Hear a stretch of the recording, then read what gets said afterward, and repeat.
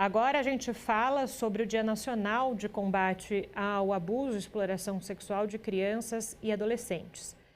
O Dia Nacional de Combate ao Abuso e Exploração Sexual de Crianças e Adolescentes, criado pela Lei 9.970 de 2000, acontece hoje, dia 18 de maio, data que rememora o violento assassinato de uma menina de 8 anos de idade, a pequena Araceli, como eu disse anteriormente, em 1973, na cidade de Vitória, no Espírito Santo. E sobre esse assunto, também conversamos hoje com a Mônica Gonzaga Arnone. Ela é juíza e assessora da Corregedoria Geral de Justiça do TJ aqui de São Paulo.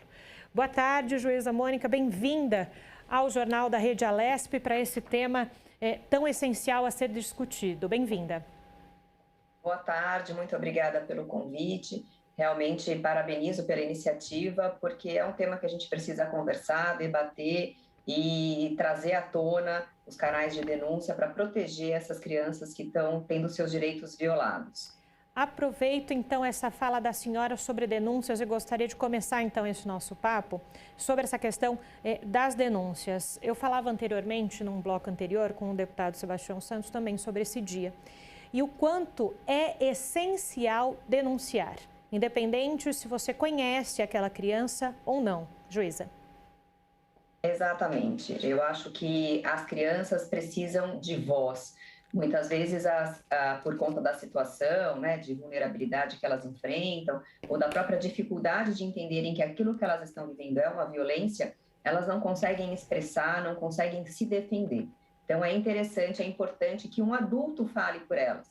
E como é que se faz isso? Prestando atenção não só nos sinais que a criança dá, porque ela dá sinais, mas especificamente denunciando, né? Há diversos canais de denúncia e particularmente é importante que se zele pelo excesso do que pela omissão. Então, ainda que haja dúvida, não se tenha certeza se a violação de direitos está acontecendo, é importante que se leve a situação para que as autoridades competentes tomem conhecimento e investiguem se necessário. Melhor que seja assim do que se omitir em relação a uma situação que pode chegar a uma gravidade, como a gente tem visto muito recentemente, de forma muito abundante aí na mídia. Justamente, olha só, o Disque 100, né, que o número, né, doutora, sobre essas denúncias, disse que em 2020 o Disque 100 recebeu mais de 95 mil denúncias de violência contra crianças e adolescentes. Nós vimos, então, um grande crescimento nessa pandemia com relação a esse tipo de agressão para crianças e adolescentes, doutora. Sem dúvida nenhuma. Nós percebemos um aumento de mais de 10 vezes no número de casos de violência, de agressões contra crianças e adolescentes. Embora hoje a gente fale sobre o Dia de Combate à Violência Sexual, existem tantas outras formas de violência física, psicológica, moral, todas elas merecem atenção, todas elas merecem investigação. E eu acho que o que faz muito crescer essa denúncia pelo Disque 100 e tantos outros canais de comunicação está ligado intimamente com a questão do isolamento social que nós estamos vivenciando, com escolas fechadas. A experiência mostra que as escolas, elas recebem um número muito grande de denúncias, não só porque a criança assim traz, mas especialmente porque professores, educadores conseguem identificar, às vezes até precocemente, as situações de violência. E com esse momento das escolas fechadas, creches fechadas, esses canais, especialmente anônimos, têm sido muito utilizados. Justamente nós estamos falando de estatísticas, de denúncias, o quanto a senhora já repetiu aqui que é essencial que se faça estas denúncias. Ao mesmo tempo, a senhora falou, né, dar voz a essas crianças e a esses adolescentes. O dar voz também significa acreditar nessas crianças e nesses adolescentes que relatam algum tipo de agressão ou que, por algum motivo, não queiram estar em algum local. É preciso não duvidar dessas crianças e adolescentes.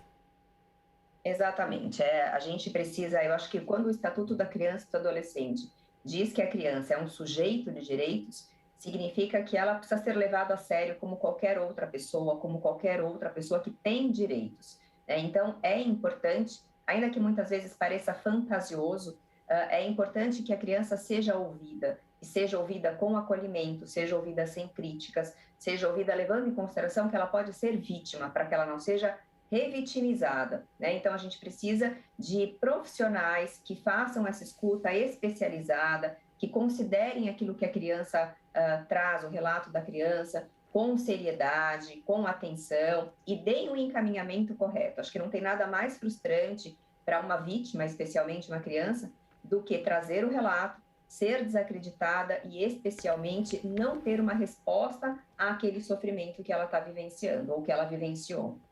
Doutora, em maio do ano passado, o TJ aqui de São Paulo lançou a campanha Não Se Cale, não é?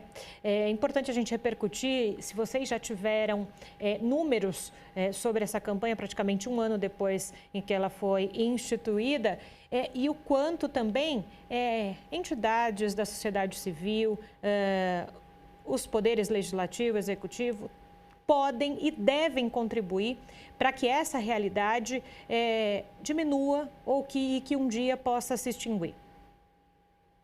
A campanha Não Se Cale, ela foi lançada o ano passado justamente porque se verificou no começo do isolamento, no começo da pandemia pela Covid-19, já um aumento nos casos de violência contra crianças. E embora ela não tenha deixado de existir, ela está sendo relançada agora, justamente para que a gente volte a debater sobre o assunto e com algumas novidades. Acho que uma grande novidade é justamente a elaboração de uma cartilha que está sendo feita pela Corregedoria Geral, para que seja uma conversa com a própria criança.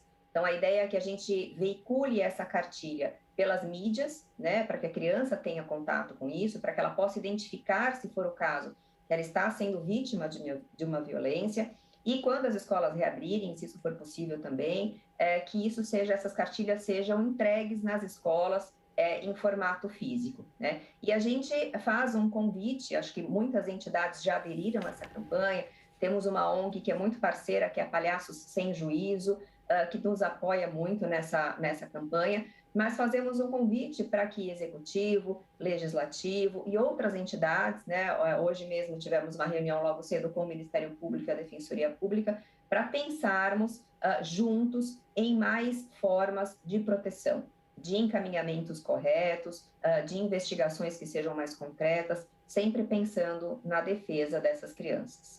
Nós estamos falando sobre violência, não é? E muito, talvez, para quem está em casa, quando se fala em violência, se pensa em violência física, não é, doutora? Mas também quais são os outros tipos de violência contra essas crianças e adolescentes que não deixam a marca a olho nu? A gente tem uma tendência mesmo de minimizar os outros tipos de violência e até esquecer, muitas vezes, que elas existem. Mas além da violência física, que muitas vezes deixa o hematoma, deixa a marca, existe a violência psicológica, existe a violência moral, tudo que a gente fala em violação de direitos, né, a gente pode caracterizar como uma violência. Xingamentos, ameaças, tudo isso pode ser caracterizado como violência e para um ser que está em desenvolvimento psíquico, desenvolvimento físico, essas violências, especialmente na primeira infância, podem trazer danos muito sérios, não só neste momento da vida delas, mas especialmente na adolescência e na vida adulta. Então, a gente tem que considerar a criança como um ser completo, com várias necessidades, com direitos como qualquer outro, e que podem ser violados e merecem proteção. Nós estamos falando, então, desses danos no momento em que acontece essa agressão física ou psicológica e afins. Mas, como a senhora bem disse há pouco na sua resposta, nós temos danos que vão além disso. Elas vão percorrer, talvez, a vida toda dessa criança e adolescente que se tornam adultos. Pensando nesse aspecto, o quanto é importante ter uma ajuda para essas vítimas, e não só para as vítimas, para os familiares que precisam lidar também com toda essa situação. Porque eu imagino que para criança e para adolescente já é algo impensável, mas para quem está no entorno, né, que pode ter convivido com o agressor e não imaginava que ele seria um agressor, como é que funciona o depois, o para frente, esse cuidado a longo prazo? A gente precisa lembrar que quando uma criança é violada ou quando os direitos de uma criança são violados, na verdade tem a violação de direitos de uma comunidade. Às vezes pode ser a comunidade familiar, pode ser o círculo social em que aquela criança está acolhida. E é importantíssimo que o Estado faça uma intervenção o quanto antes for melhor, né, precocemente, justamente para minimizar esses riscos. Então, tão logo tenha-se ciência de um abuso, seja físico, sexual, psicológico, é importante buscar ajuda, né? Não só na questão das denúncias, mas da polícia para investigação, de entidades da civil, da prefeitura, quando a gente fala em conselho tutelar, CREAS, CRAS, entidades de saúde, para buscar um apoio psicológico, tanto para a criança como para famílias, para que essa intervenção seja efetiva, né? Para que tenha consequências minimizadas ao longo do tempo. Doutora, a senhora falou agora sobre os conselhos tutelares. Nós temos, né, geralmente, as eleições para os conselhos tutelares e talvez as pessoas não se atentem o quanto a eleição de um conselho tutelar é essencial para que se minimize essas questões de violência contra crianças e adolescentes. Eu gostaria da análise da senhora, para quem está em casa, sobre o papel fundamental dos conselhos tutelares nesse processo todo. Olha, você tocou num ponto importantíssimo, que é justamente a atuação dos conselheiros tutelares e a importância que se tem que dar a isso, né? Acho que, não sei se todos sabem, têm conhecimento, como é que os conselhos tutelares são eleitos, mas existem eleições periódicas, né, que são acompanhadas pelo Ministério Público, para que tenha mandatos para conselheiros tutelares. Eu sempre digo que o conselho tutelar, ele acaba sendo a porta de entrada de muitas denúncias, porque quando as pessoas pensam em violação de direitos de criança, a primeira coisa que vem à cabeça é o conselho tutelar. Dificilmente, mesmo quando a gente está brincando que vai denunciar ou em alguma brincadeira nos meios sociais, a gente sempre fala, olha, eu vou denunciar ao conselho tutelar. É difícil se dizer, eu vou procurar a vara da infância, eu vou à promotoria de justiça, eu vou à delegacia, sempre o conselho tutelar, né? Então, essas eleições, elas precisam ser não só valorizadas, mas especialmente precisam ser pensadas em relação a requisitos e capacitação. O Conselho Tutelar, socialmente dizendo, e quando a gente fala em proteção de direitos, tem muita relevância, né?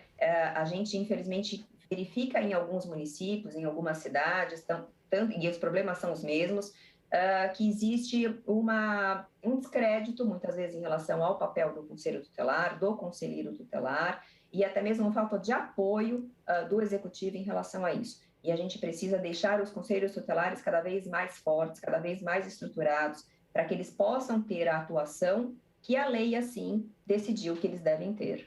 Perfeito. Doutora Mônica, obrigada, viu, pela contribuição da senhora aqui no Jornal da Rede Alesp. Bom dia para a senhora. Eu que agradeço. Uma boa tarde.